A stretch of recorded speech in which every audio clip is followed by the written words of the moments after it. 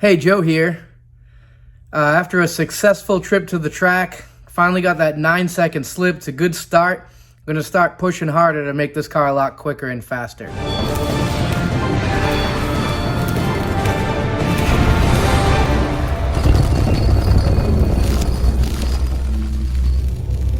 The car's in the garage, all safe and sound. I just connected to the ECU to add some parameters to the ECU logging. This is from my last pass, my last trip to the track. It was a 10:02 at 141. There's lots of data here to go over, and it's been working and helping me out, getting this thing and making improvements on it and that sort of stuff. But there were a few things that were missing. I do have my transmission input and output shaft speed sensors connected to the ECU, but I haven't been logging them.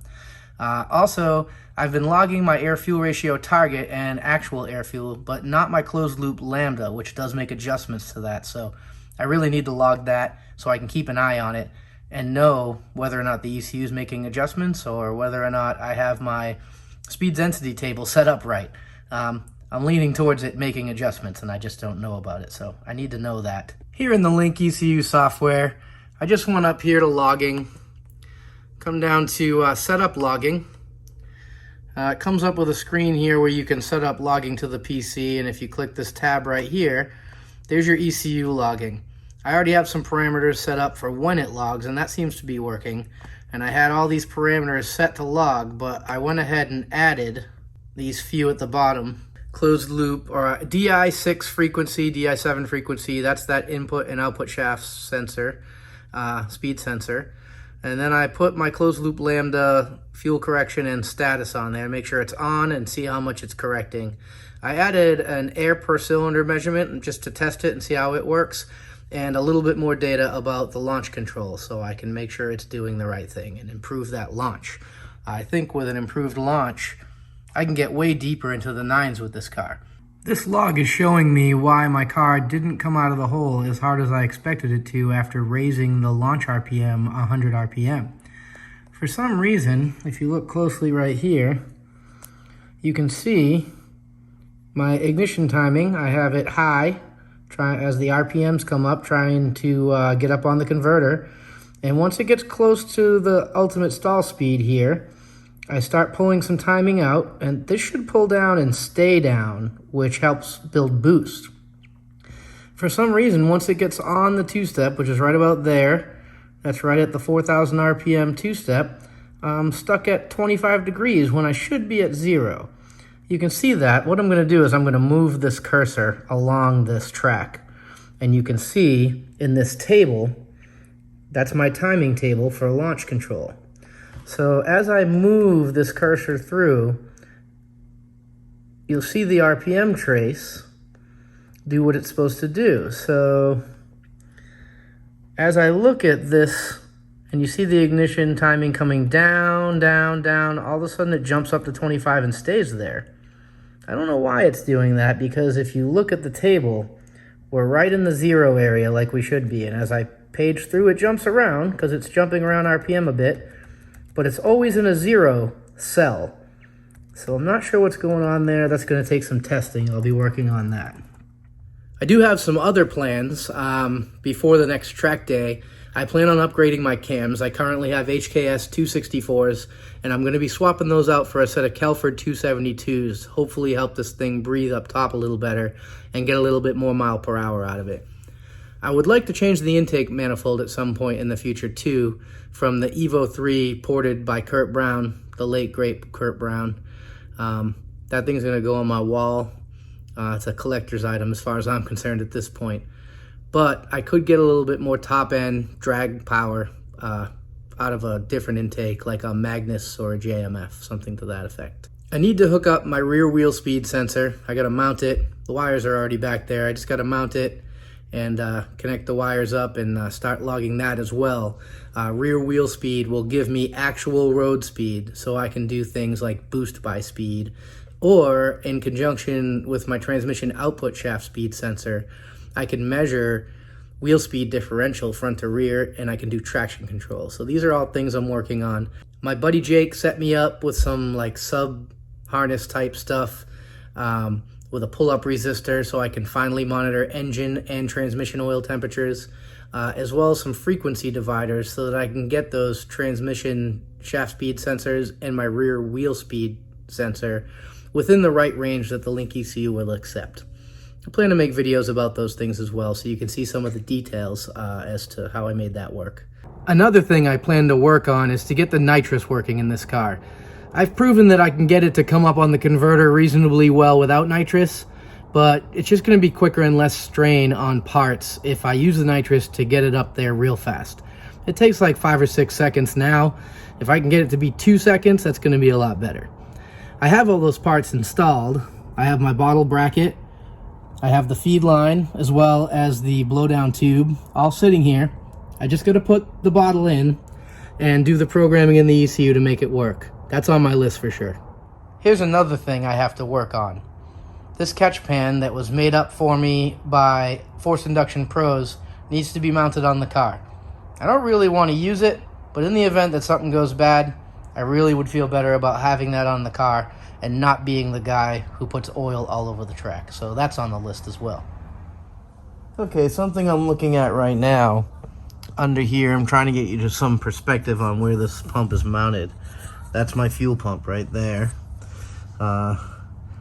It is mounted with a bolt in there and another bolt in there. It's directly against the frame of the car, and that's why it's so loud. So I'm going to try to loosen these bolts up, which is not an easy task, and see if I can get a rubber spacer up in between the pump and the frame of the car there and see if that helps any. Alright, I got this bolt out. That one's pretty easy, but I'm going to have to take this bolt out on the trailing arm. I can swing this up now that that's loose. It's hard to see, but I can swing that up, and then I can take this bolt out right here. It'll clear here when I swing that up. Then it'll give me a little better access to that bolt that's way inside there. Alright, I had to disconnect that side over there, if you can see, which is fine because I think I'm going to use these Heims I installed when I was putting this car together. I'm going to extend these out a little bit and move that rear wheel back. So it's good to get that off so I can do both of these. I'm going to have to adjust my panhard rod when the axle comes back. It's going to need a little bit more length. But back to what I was doing, I got this bolt in here loosened up, which lets me pull this away from here a bit, and I'm going to try to put a little piece of rubber isolator behind there and put the other bolt in, tighten it up, and see if that helps the noise. So I'm just using a piece of this coupler that I had already cut for something, I don't know what. And I got a piece of it stuck up in there between the pump and the frame. I'm going to put this other bolt in, tighten these up, finish up a couple other things here, and we'll test that and see if that's any quieter. The rubber's installed and the bolts are tight, and I think I've decided I'm going to leave this alone for now. I would rather wait until I'm getting good 60-foot times consistently and then extend this an inch and see if I can measure a difference. I think that makes more sense. And I like to learn that sort of thing rather than just do it and hope it works better. So that's the plan there. Alright, all back together on this side. I just need to go over to that side and put that side back together. Right there. And that side's back together. I don't know if I've ever showed what I've done here, but this is a panhard rod. These cars have something similar from the factory. It goes on the back side of this axle. It actually bolts right there, and it goes up to a body piece that comes down off the body right here. I eliminated it because it was big and heavy, and I went with this aluminum rod I got from Speedway. I had a bracket welded on that end, and then I used the trailing arm bolt on this end, and that just locates the rear axle from moving side to side. There's a small benefit, I think, to chassis behavior here, because the other design would have the axle move side to side on the chassis as the suspension compressed and unloaded.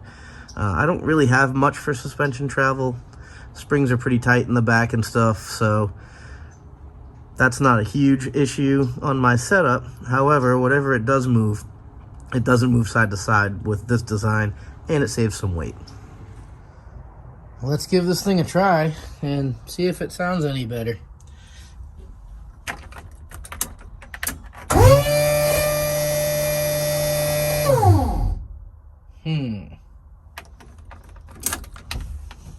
I'm not sure that that's any better.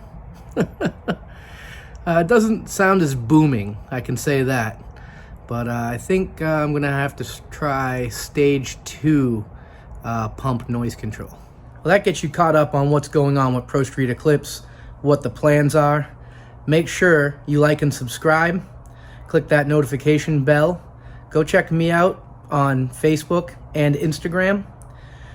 And watch as I continue to put cheese on it and get Pro Street Eclipse deeper into the nines. See you next time. Put cheese on it.